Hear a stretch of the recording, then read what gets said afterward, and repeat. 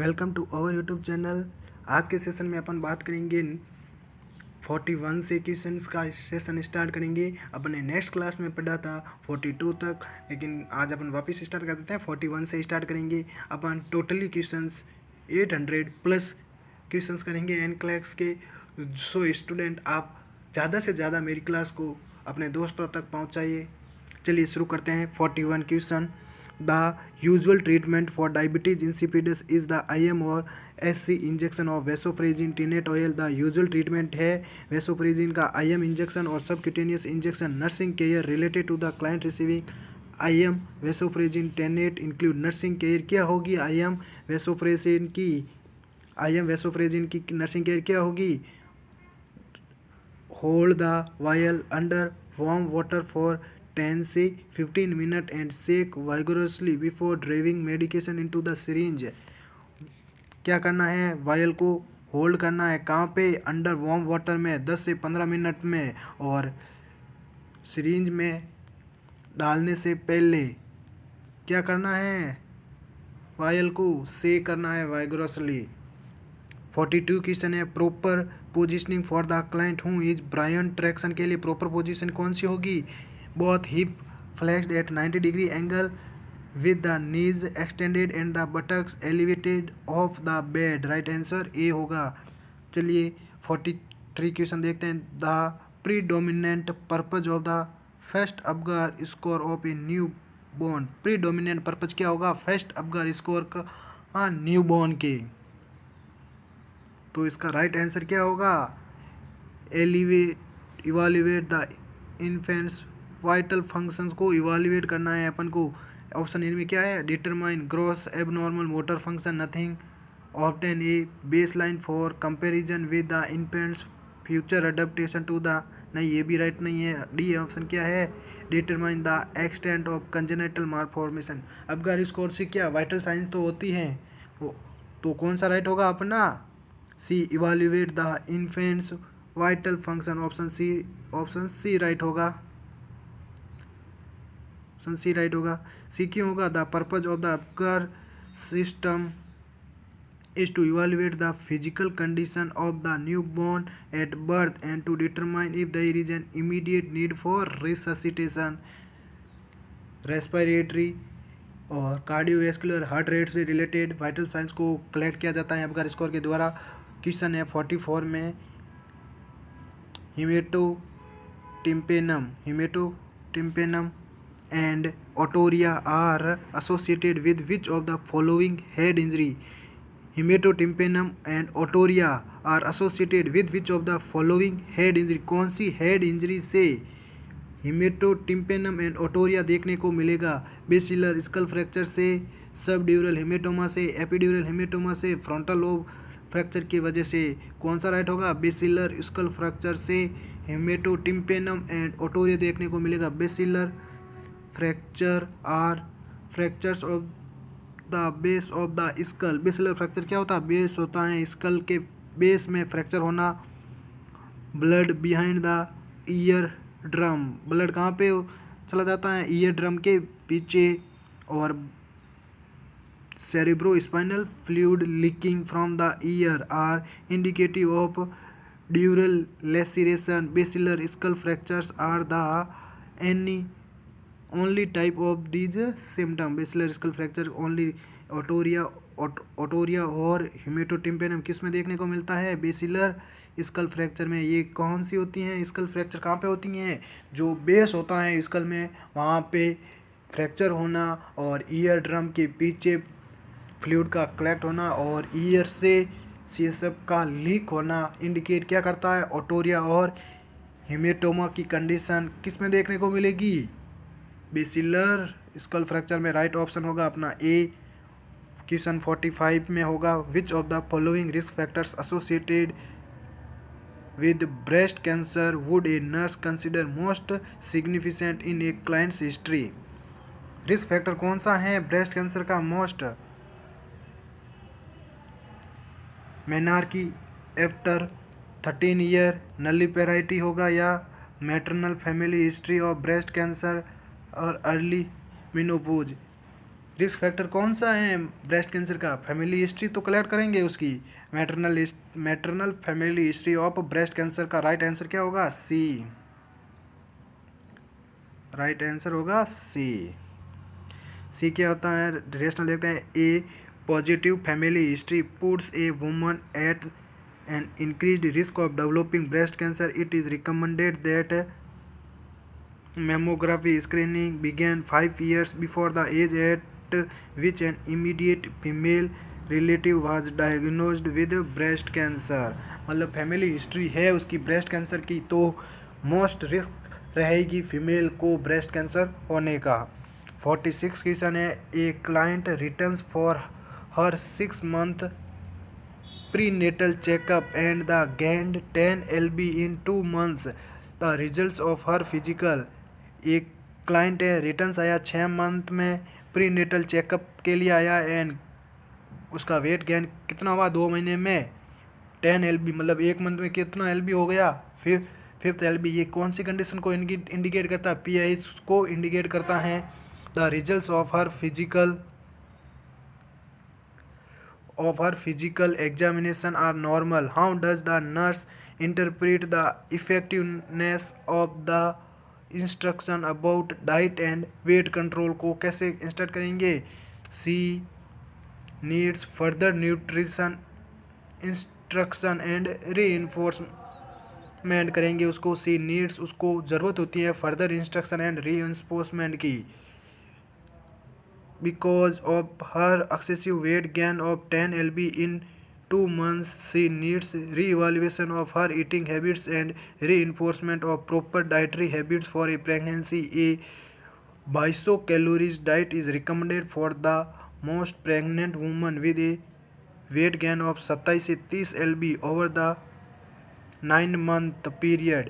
With period and excessive weight gain, PIH should also be suspected। Weight gain अगर 1 month के अंदर 5 LB है तो वो कंडीशन इंडिकेट किसको करेगी? PIH को, जिसको अपन ने उनको उसके लिए रोकने के लिए क्या करना है? नर्स को क्या करना है? She needs further instruction and reinforcement करेंगे। क्वेश्चन 47 है। The priority nursing goal when working with an autistic child client को क्या करेंगे? When the priority nursing goal when working with an autistic child के साथ में अपन जब ऑटिस्टिक चाइल्ड के साथ में काम कर रहे हैं तो प्रायोरिटी नर्सिंग गोल क्या होगा? To establish trust with the child के साथ में क्या करेंगे? ट्रस्ट को एस्टैब्लिश करेंगे। The priority nursing goal when working with an autistic child is establishing a trusting relationship को एस्टैब्लिश करेंगे। Question 48 the nurse would need to monitor the serum glucose levels of a client receiving which of the following medications owing to its effect of glycogenolysis and insulin release। क्या the nurse would need to monitor the serum glucose level को nurse monitor कर रही है of a client receiving which of the following medications? ये सारी medications दी जा रही है तो नर्स क्या कर रही है? सीरम ग्लूकोज लेवल को मॉनिटर कर रही है। Owing to its effect on glycogenolysis and insulin release हो रहा है तो कौन सी मेडिकेशन होगी?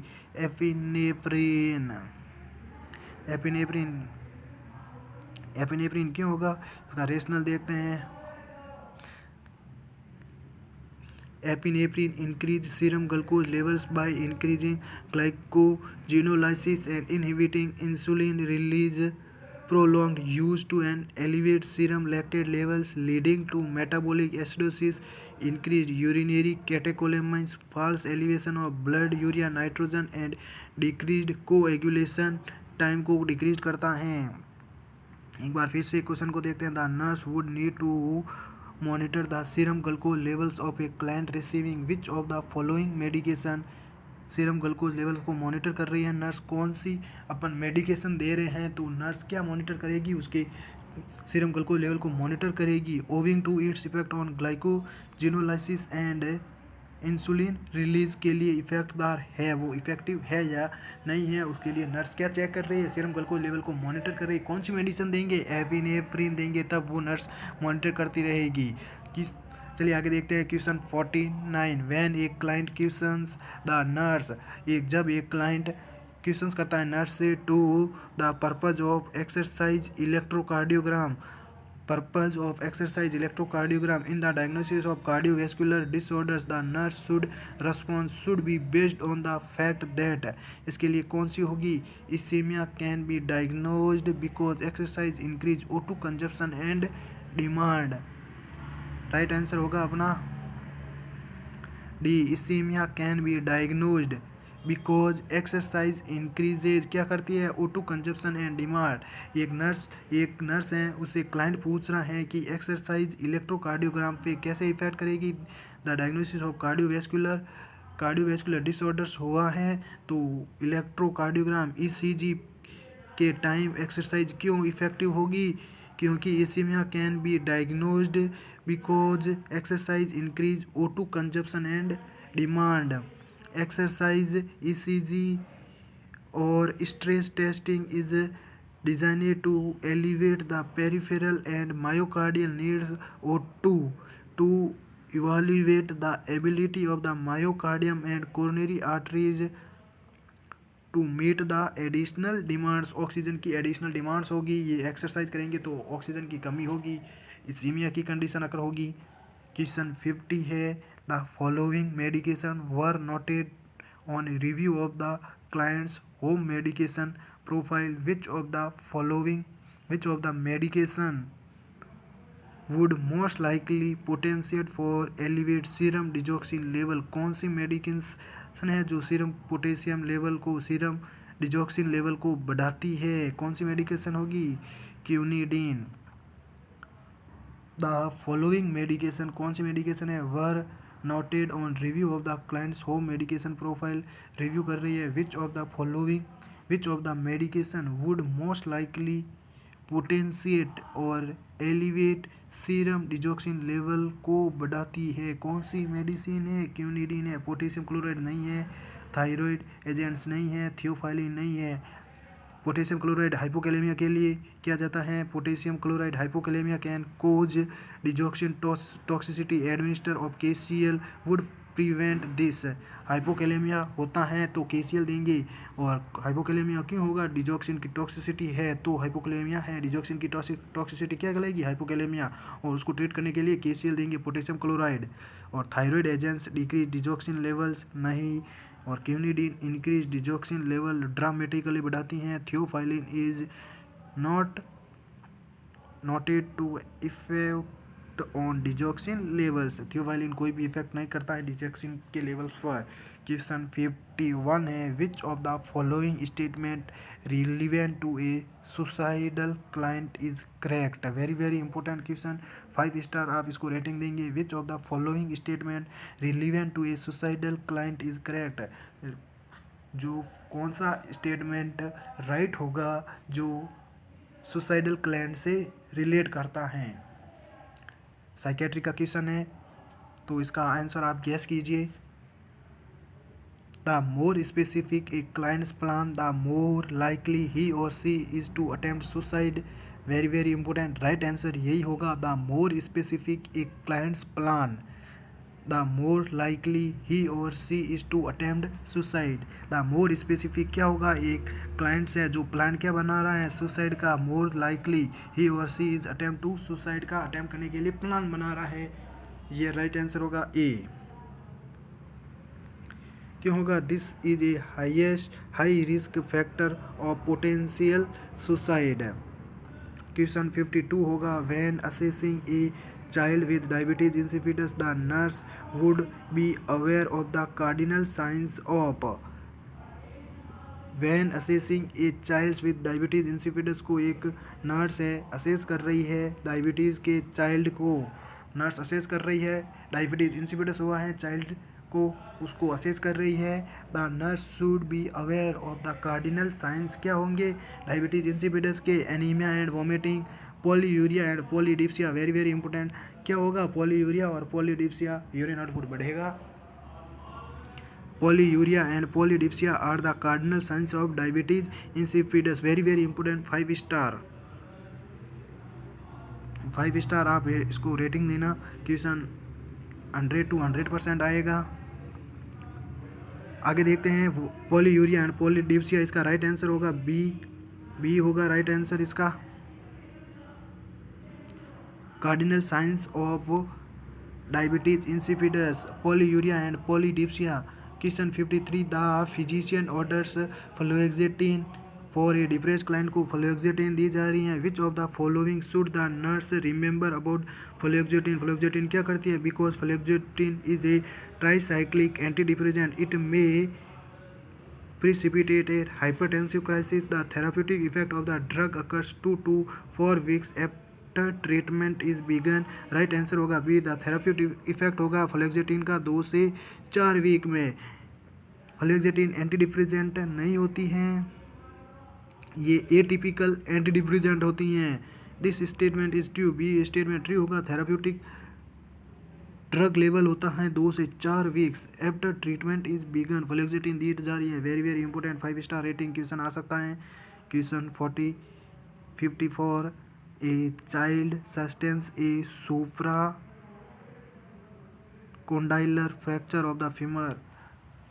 ए child sustains a supra condylar fracture of the femur, एक चाइल्ड को कौन सा फ्रैक्चर हुआ? सुप्रा कॉन्डाइनल फीमर में। When assessing for vascular injury, the nurse should be alert for the signs of ischemia which include क्या ब्लीडिंग होगी, bruising होगी या हेमरेज होगा, increase in serum levels of creatinine, alkaline phosphatase and aspartate trans aminase होगा, pain, pallor, pulselessness, paresthesia and paralysis होगा, और generalize swelling, pain and diminished functional use the muscle rigidity and crepitus होगा। क्या होगा?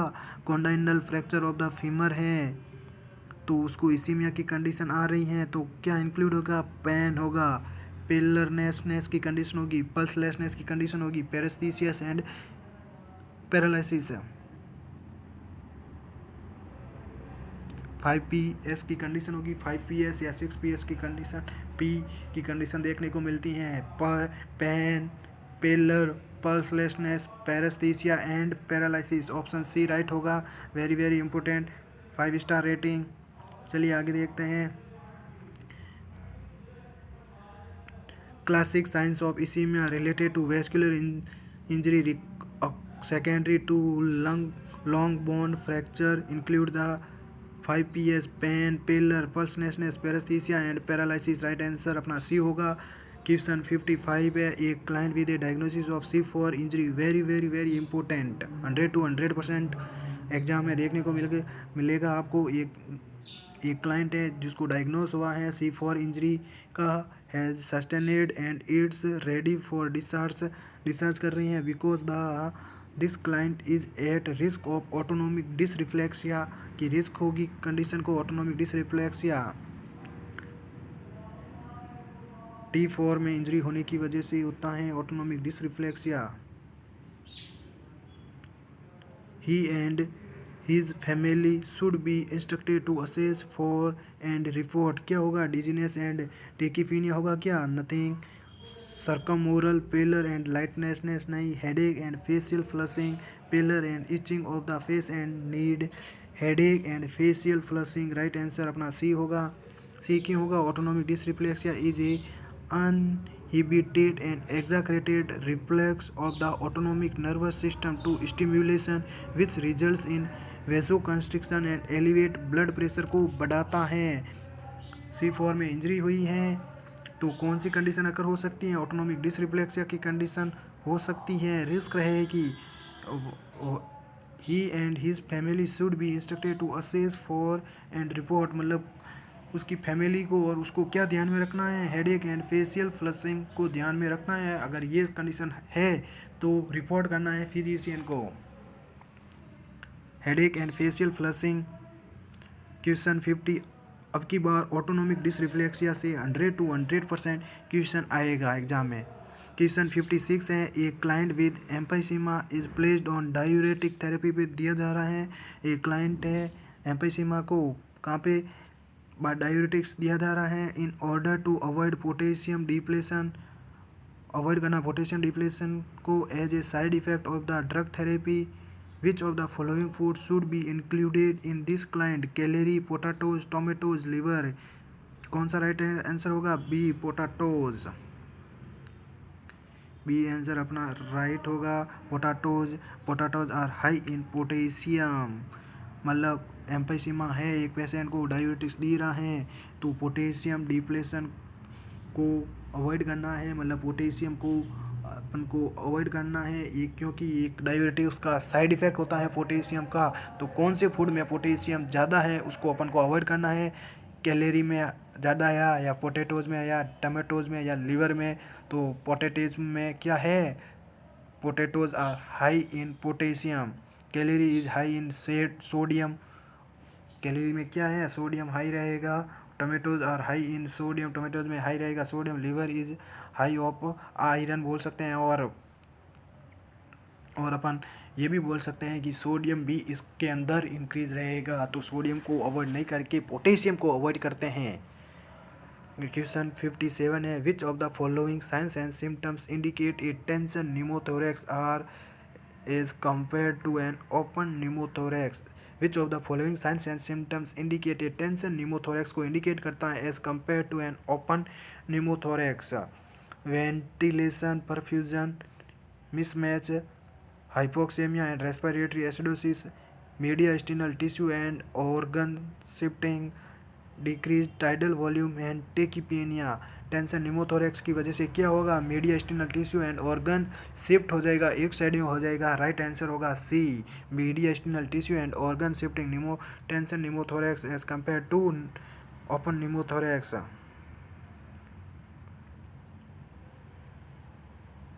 The tension pneumothorax acts like a one-way valve so that the pneumothorax increases with each breath. Eventually, it occupies enough space to shift mediastinal tissue toward the unaffected side away from the midline. The tracheal deviation, movement of point of maximum impulse, and decreased cardiac output will occur.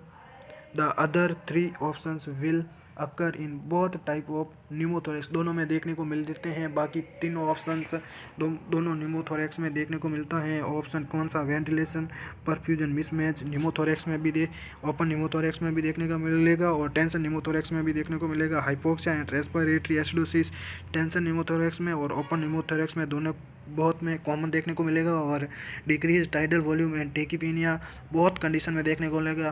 Tension pneumothorax और open pneumothorax एक ऐसी condition है, mediastinal tissue and organ shifting only for tension pneumothorax में देखने को मिलेगा, क्योंकि उसकी वजह से ऑर्गन शिफ्ट हो जाते हैं। एक साइड में अगर फेलियर है तो ऑर्गन उसकी साइड दूसरी साइड में चले जाएंगे, शिफ्ट हो जाएंगे। Mediastinal tissue and organ shifting. Question 58 है, ए 30-year old pregnant woman visits her nurse practitioner for her regular prenatal checkup। एक 38 ईयर है प्रेग्नेंट क्लाइंट, वो हर प्रीनेटल चेकअप के लिए जाती हैं। She is 30 weeks gestation, 30 week का जेस्टेशन है, प्रेग्नेंट है 30 वीक की। The nurse should be alert to which condition related to her age? कौन सी कंडीशन को नर्स के लिए अलर्टनेस होगा? कौन जिस एज पे आई है फीमेल कि मैं 30 वीक्स पे प्रेग्नेंट हूँ, 30 वीक क्या मेरा बेबी है। The nurse should be alert, nurse को क्या ध्यान में रखना है? Which condition related to her age के अकॉर्डिंग कौन सी कंडीशन को ध्यान में रखना है? Iron deficiency, anemia, sexually transmitted disease और intrauterine growth retardation, pregnancy induced hypertension. कौन सी कंडीशन अकर हो सकती हैं? Pregnancy induced hypertension, very very important. Iron deficiency, anemia मतलब फर्स्ट ट्राइमेस्टर में की कंडीशन है। सेक्सुअली ट्रांसमिटेड डिजीज नथिंग, ये नहीं हो सकता है, 30 वीक पे ज़रूरी नहीं है। और इंट्रायूटेराइन ग्रोथ रिटार्डेशन नहीं। और pregnancy induced hypertension PIH condition की कंडीशन होगी। क्यों होगी? Physical risk for the pregnant client older than 30 include increased risk of PIH, मतलब 35 से क्रॉस है एज तो उसको PIH की कंडीशन होगी। सिजेरियन डिलीवरी है, foetal and neonatal mortality and trisomy की कंडीशन हो सकती हैं। क्वेश्चन 58 वेरी वेरी इंपॉर्टेंट है, 5 स्टार रेटिंग है। क्वेश्चन 59 है, ए type A diabetic client is diagnosed with cellulitis in his right lower extremity. The nurse would expect which of the following to be present in relation to his blood sugar level. A type 1 diabetes client is diagnosed with cellulitis से diagnosed हुआ in his right lower extremity में cellulitis है. The nurse would expect which of the following to be present in relation to his blood sugar level से relate कैसे करती है. Increase blood sugar level क्या होगा, इंक्रीज होगा, ऑप्शन सी राइट होगा.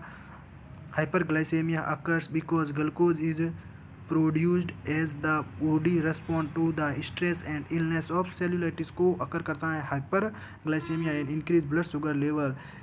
क्वेश्चन 60 है. A laboratory technique specific for diagnosis Lyme disease. कौन सी लेबोरेटरी डायग्नोसिस और लाइम डिजीज को स्पेसिफाई करती हैं. Polymerase chain reaction. Very very important 5 star rating question 100 to 100% आएगा एग्जाम में. ए laboratory technique specific for diagnosis Lyme disease. कौन सी लेबोरेटरी स्पेसिफिक टेक्निक्स हैं जो लाइम डिजीज़ के लिए बोल सकते हैं अपन कि लाइम डिजीज़ के लिए अकर हैं. कौन सी लेबोरेटरी फाइंडिंग्स होगी जिससे पता चलेगा लाइम डिजीज़ है उस पेशेंट को. Polymerase chain reaction is indicate to lyme disease. Polymerase chain reaction so the lyme disease. Very very important option A right होगा. Thank you friends. अपने क्वेश्चन हो गए 60 क्वेश्चन अपने कवर कर लिए. बाकी के क्वेश्चन अपने और वीडियोस में आएंगे तो देखते रहना. और वीडियो आपको अच्छा लगा तो ज़्यादा से ज़्यादा शेयर एंड सब्सक्राइब कीजिए. Thank you.